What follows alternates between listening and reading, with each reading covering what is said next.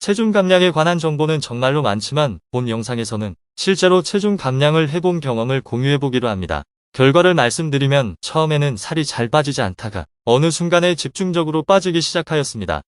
84kg에서 71kg까지 빠져서 감량을 중단하였습니다. 그 후 체중이 조금 늘어서 74kg을 유지하였습니다. 단기간에 효과가 없다고 포기하면 안 됩니다.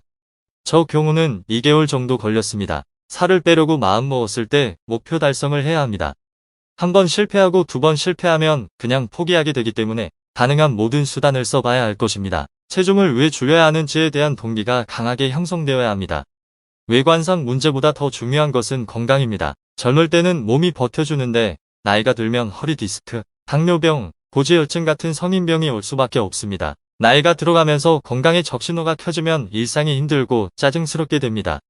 힘이 들더라도 나이가 많아지기 전에 반드시 체중을 감량시킬 것을 권합니다. 일반적으로 체중은 장기간에 걸쳐 서서히 빼는 것이 좋고 급하게 빼면 건강에 해로울 수도 있다고 합니다. 사회생활을 하다 보면 장기간에 걸쳐서 체중 감량하는 것이 현실적으로는 매우 어렵습니다. 그래서 단기간에 집중적으로 살을 빼는 것이 더 좋지 않을까 합니다. 10kg 정도 빼는 것은 몸에 큰 무리가 없다고 생각합니다. 각자의 여건에 따라서 방향을 잘 설정하시길 바랍니다. 만나면 먹고 마시기 때문에 살을 뺄 때는 만남과 모임 참석을 최소화하였습니다. 사람이 모이면 먹고 마시지 않고 자리를 피하는 것이 쉽지 않습니다. 관원 상대는 보조만 하고 참석을 거의 안 했습니다. 음식 줄이기가 제일 중요합니다. 아무리 운동을 많이 해도 많이 먹는다면 살은 빠지지 않습니다. 살이 빠진다는 의미는 지방이 줄어드는 것인데 우리 몸에 축적된 지방은 신체가 비상 상황이 되지 않으면 분해되지 않습니다. 그래서 인위적으로 비상 상황을 만들어 줘야 합니다. 특히 탄수화물이 문제입니다. 탄수화물은 먹고 나면 당분으로 바뀌어 에너지로 쓰이고 남은 것이 지방으로 축적됩니다. 지방 축적되기는 쉽고 빠질 때는 잘 안 빠집니다.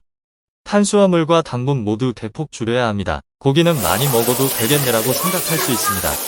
그렇지만 고기에 있는 단백질 성분이 5시간 정도 지나면 절반 정도는 당분으로 전환된다고 합니다. 탄수화물 안 먹는 대신에 고기를 많이 먹겠다라고 했을 때 역시 지방 축적이 된다고 합니다. 저는 저녁은 두부 반 개 정도 먹고 때웠습니다. 먹는 양을 줄이니까 처음에는 위장에 통증이 왔습니다. 늘어나 있던 위장이 줄어드는 과정에서 나타난 현상이라고 합니다. 그런데 이 통증은 심하지는 않고 며칠 지나면 없어져서 속이 편안해집니다. 그 다음부터는 음식을 적게 먹어도 포만감이 와서 음식 조절이 잘 되었습니다. 적게 먹고 운동하는 일상이 되니까 그때부터는 살이 더 잘 빠지게 되는 것입니다. 살을 뺄 때는 음식량을 줄이고 줄어든 식사량에 적응하는 것이 중요합니다. 살을 빼려면 혈당에 대해서 공부해야 합니다. 탄수화물, 당분이 혈당을 올리고 오른 혈당이 지방을 축적합니다. 살찌는 것과 혈당은 동전의 양면입니다. 상세한 것은 혈당 부분에서 나중에 다시 영상 올리겠습니다. 바람직한 혈당은 70에서 140 사이에서 유지되어야 좋다고 합니다. 비타민 B를 꾸준히 섭취했습니다. 비타민 B는 지방을 에너지로 전환시키는 효율을 높이는 작용을 한다고 합니다. 같은 운동을 하더라도 지방을 에너지로 더 많이 태워주는 것입니다. 건강식품은 좋다는 건 너무 많습니다. 딱 한 가지를 추천한다면 비타민 B를 추천하고 싶습니다. 두 번째는 차전자피라는 식이섬유를 추천합니다. 식물 껍질인데 몸에 들어가면 수십 배로 팽창해서 식사하기 전에 먹어두면 포만감이 빨리 오고 장 청소가 된다고 합니다. 칼로리는 없습니다. 술도 조심해야 합니다.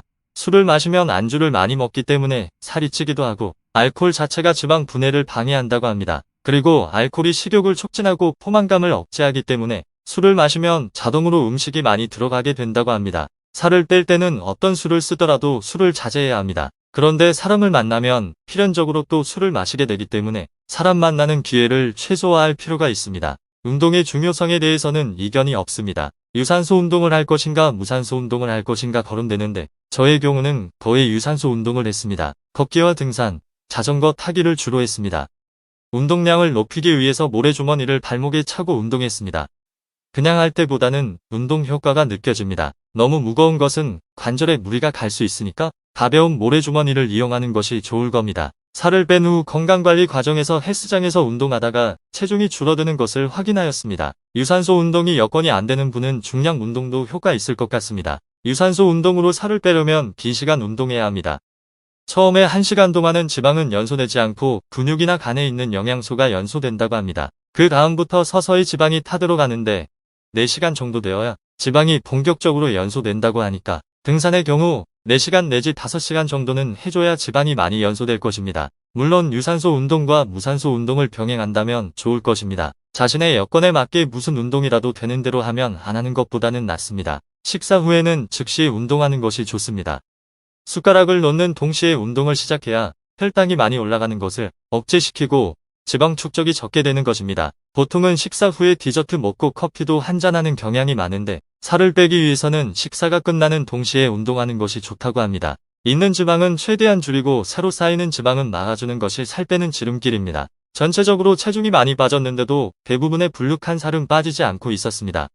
만져보면 딱딱하게 뭉쳤었는데 셀룰라이트라는 것을 알게 되었습니다. 셀룰라이트는 지방이 뭉친 부분인데 운동을 해도 변화가 없었습니다. 그러던 중 홈쇼핑에서 바르면 살이 빠진다는 미용품 광고가 있어 반신반의 하다가 그것을 사서 발랐습니다. 그 후 딱딱한 셀룰라이트 부분이 물컹물컹해졌고 계속 운동하니까 뱃살과 허리살이 빠지기 시작하였습니다. 살 빼는데 도움이 되는 행동과 살이 찌는데 도움이 되는 행동을 조사해서 두 가지를 카드에 적어서 들고 다니면서 항상 보고 생활에 반영하였습니다. 살 빼는 과정은 본능과의 싸움입니다. 사람이 본능을 거스르는 것이 매우 어려운 일입니다. 약의 도움을 받는 것도 나쁘지 않다고 봅니다. 최근에는 삭센다라는 주사도 보급이 되는 모양인데 식욕을 억제시켜준다고 하니까 살 빼는데 많이 도움이 될 것입니다. 의사의 처방전을 받아야 살 수 있습니다.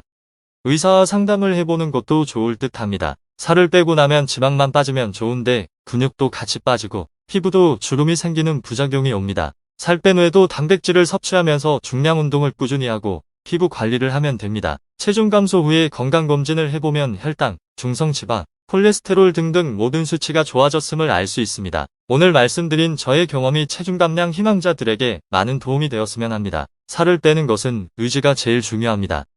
자기와의 싸움입니다. 포기하지 마시고 계속하기 바랍니다. 시청해주셔서 감사합니다. 구독, 좋아요 부탁드립니다.